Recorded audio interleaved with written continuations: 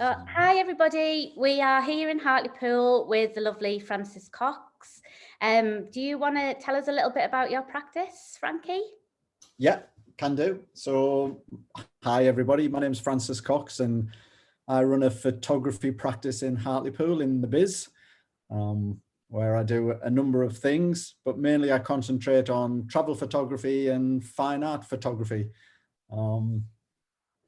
Do you want me to tell you a bit about my background, or should we come to that as we're chatting? No, yeah, you crack on. Just kind of how and what and how and when did you kind of get into the arts and photography? Okie doke. So originally I've always been interested in photography from being a young lad. I'm 12, 13-year-old, got my first not digital camera, my first proper camera, single lens reflex camera. And I always wanted to, even at school, be a photographer, but it wasn't something that my dad took a shine to and wanted me to get a real job. So it never really, I come from a working class family of, my dad was an engineer and my mum was a factory worker, and sort of the arts wasn't something that was talked much about in our house. So I had a love of photography, but it was pushed to one side. So I ended up going into engineering, having an engineering career, although I always wanted to be a photographer. I never stopped taking photographs. I always pursued the photography. And then obviously in the era of digital photography, I was a lot older then and I could make my own decisions, and I got more into digital photography. And I guess at the end of my engineering career, I had a successful engineering career, which allowed me to retire at a relatively young age. I decided when I was 47, 48, that I would retire from engineering and pursue a career in photography. So I've been photography being my full-time work for the last 5 years now, 4 to 5 years. And yeah, I've always had a passion for it. And now I'm fortunate enough to be in a position where I can make it my full-time job.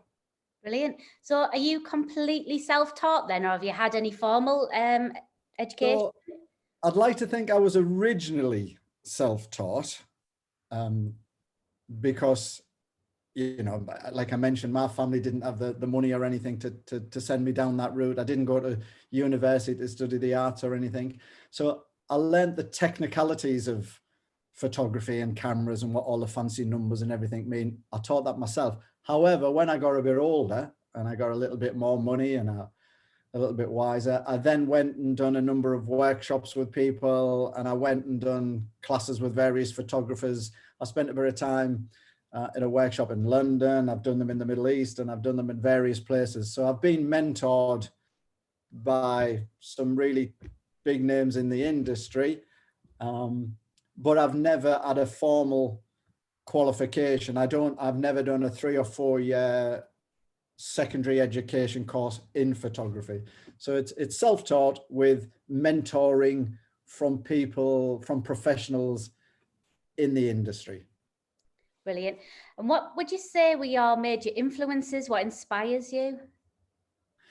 Yeah, so I think where I am now is I always really looked up to Steve McCurry, who's a very big name in photography. Steve McCurry has probably produced the most famous picture that's in the world. And if I just lean over here a second, Steve McCurry is responsible for this picture, which is the Afghan girl, which people say it's the most recognized pictures in the world. And he was a travel photographer, still is a travel photographer. He's an American.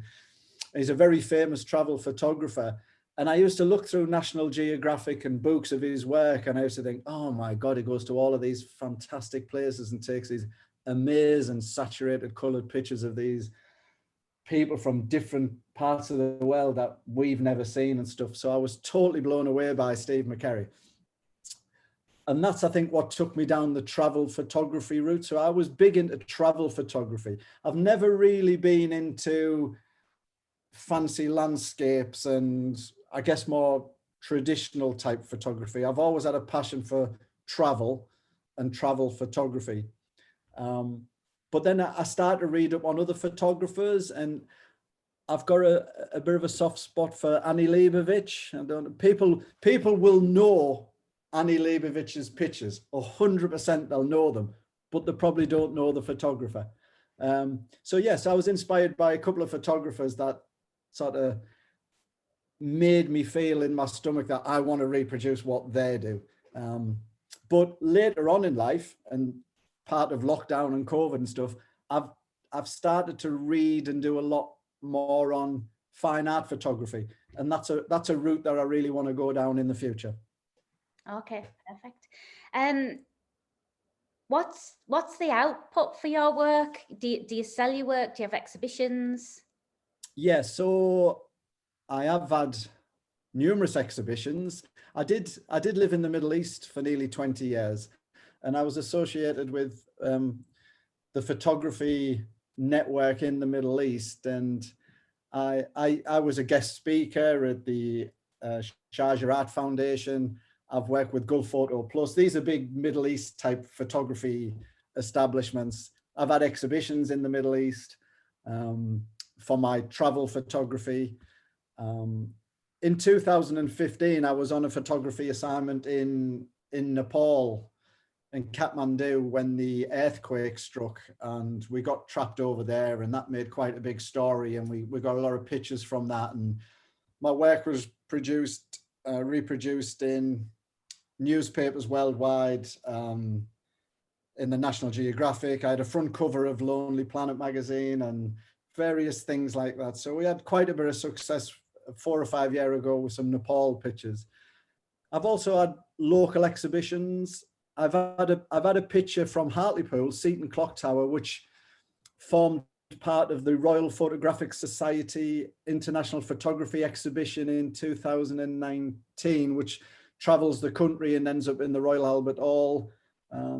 So yeah, so I've had quite a lot of recognition, sort of Middle East as well as local. Do you know, Frankie, you're a typical Hartlepool artist who's done all of these amazing things, and we see you on a daily basis and didn't know half of the things that you've been doing. No, it's not. I mean, you know, in our industry, you don't go and bang on someone's door and say, "Do you know what I've done?" It's not what we do, is it? So, do you work alone or do you collaborate a lot? Right. So I would say 80% of the time, it's working on my own photography and my own artwork, producing new artwork and printing new artwork and selling artwork. But I do have a passion for collaboration. I really love to work with other people, because I think sometimes the creative arts can be a little bit of a lonely business.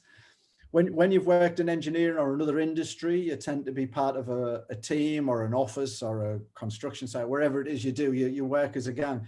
When you drop out of that and become a solo artist, you sort of miss that working with a team. So whenever the opportunities for collaborations come up, then, you know, I love to get involved. And as you know, we've worked on Wintertide together a couple of times, and we've worked on the Halloween project as part of a same thing. And anything like that comes up, I'm really keen to be part of that. Yeah, for sure.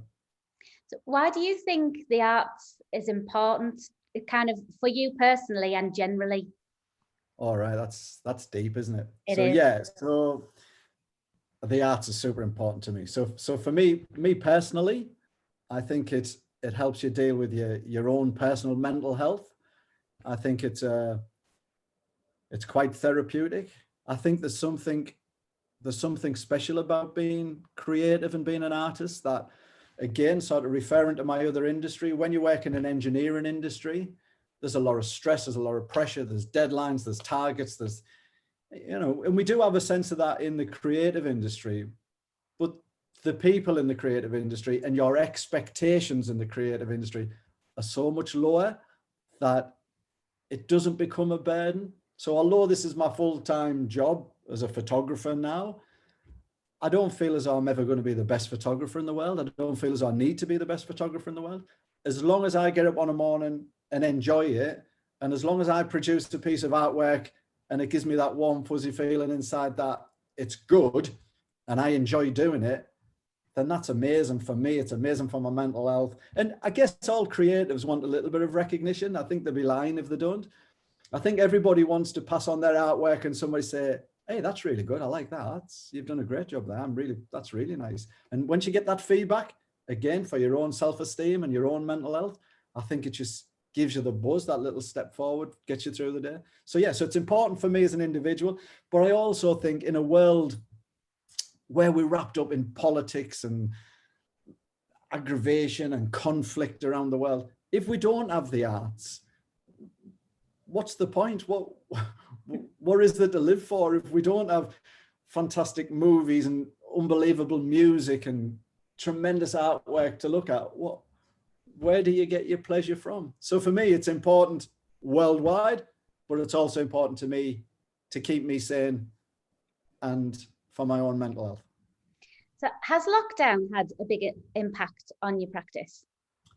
Yeah, it certainly had an impact on the financial aspects of the practice, because I teach photography with workshops and one-to-one sessions and various other things, which means getting together with people. Well, obviously all of that was knocked on the head, which is fine. Loads of business have been far more impacted than what I have. But the positive out of COVID is that it's really made me study the fine arts more, and it's given me the time to do something that I've been wanting to do for years, but I've never had the time, because I've always got workshops to organize and admin to do, and every other creative business. I think people forget, apart from creating great artwork, there's a whole business to run on the back of that, and you sometimes don't have the time that you'd like to be more creative. And I think what's lockdown's done for me, it's provided me with time, and it's given me the chance to be more creative in a field that I've never had time to be creative in. And so I've really enjoyed that, and it's something that I'm going to pursue even more. So yeah, there's bad sides to lockdown, financially, business-wise, but on the positives, I'm learning new skills and I'm being more creative. Wonderful, thank you. It's lovely because a lot of people have kind of recognized that the kind of lockdown, it was hard, and financially it was hard, but the positive is that they've had that time to stop and reflect and adapt, and yeah, it's really positive. Well, thank you, Frankie, that was wonderful. Thank you very much for having me. I hope that was okay. It was lovely, yeah, lovely to talk to you. See you later. Lovely to see you, and I'll see you soon. Bye. Bye.